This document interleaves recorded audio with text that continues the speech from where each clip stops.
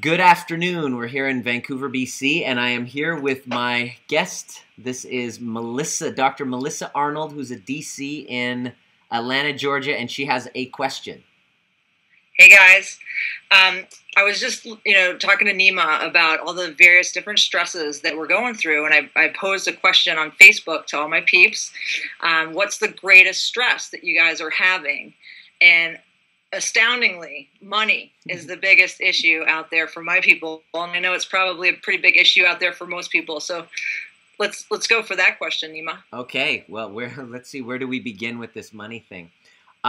Essentially, what I discovered about money was interesting, is that the research has shown that once you've made a base minimum amount where you have your basics covered and you're not living just kind of in a constant strain, and you're able to eat each and every day. You don't have to worry about each and every meal, and you have a roof over your head and that kind of thing. Once those are covered, and there's a kind of like a threshold that if you make more than that, you're not going to be significantly happier. In other words, you need to make a certain threshold in order to really have a fulfilling life.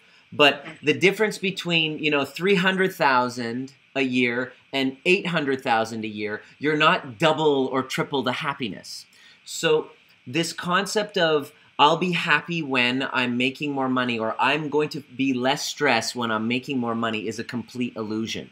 And I discovered this firsthand when I was living under the belief, because of my background, because of my upbringing. I mean, I'm Persian. I mean, you take a population of people who really, really enjoy looking at what other people are doing and comparing themselves to other people.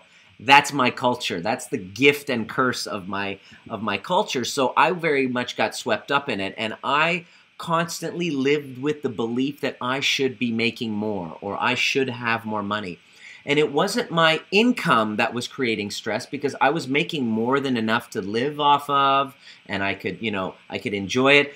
I thought I got to make more money in order to get this stress out of my life. And I did make more money, and I actually ended up feeling just as horrible, just as inadequate, just as comparative to other people's lives. So it was this little shift that I had, that I realized that it wasn't the amount of money that I had about it. It was my perception and beliefs about money, and this whole concept that I should be making more money, or I should have more money at this time.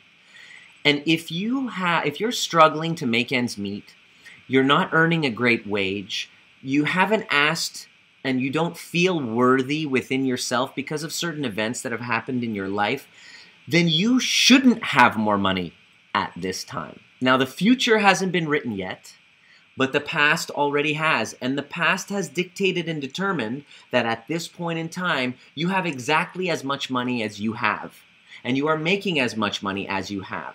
Have you studied anything about wealth building? Have you done anything to organize your finances? When a dollar comes into your possession, are you paying yourself first, or are you just trying to pay bills? Are you buying things to look good that are beyond your means? If this is true for you, then you don't deserve to have more money at this time, and you shouldn't be more well off financially at this time. So the first step towards you really shifting your kind of situation with money is to get real and to remove the illusion that you should be having more money at this time.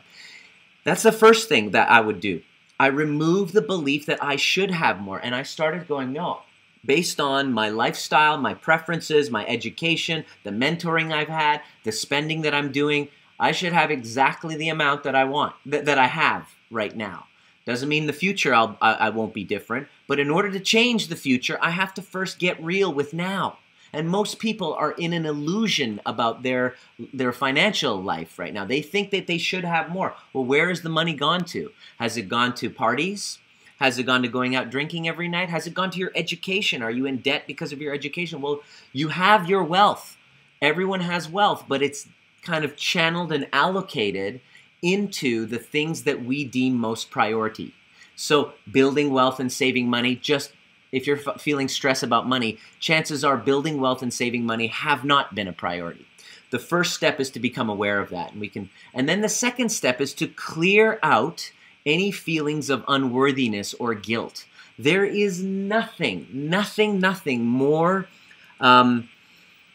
crippling to your financial health than feelings of guilt based on something you've done, or shame, something from your past that you're not even looking at. That's probably even buried somewhere in your unconscious mind. But if I bring it up right now, it might evoke an emotional response, and you know what the hell I'm talking about. That's what I'm talking about. That shame, that guilt, those feelings make you have the belief that you're not worthy. So when $1 comes into your possession, you'll find yourself squandering it. You'll lose it in these bullshit investments that are you try to get rich quick rather than build a solid foundation and a cushion. You're trying to get rid of the money because you don't feel worthy of it. So that is another thing. So trying to take courses in financial management and get rich quick schemes and starting these businesses in hopes that this will change your financial future is a delusion.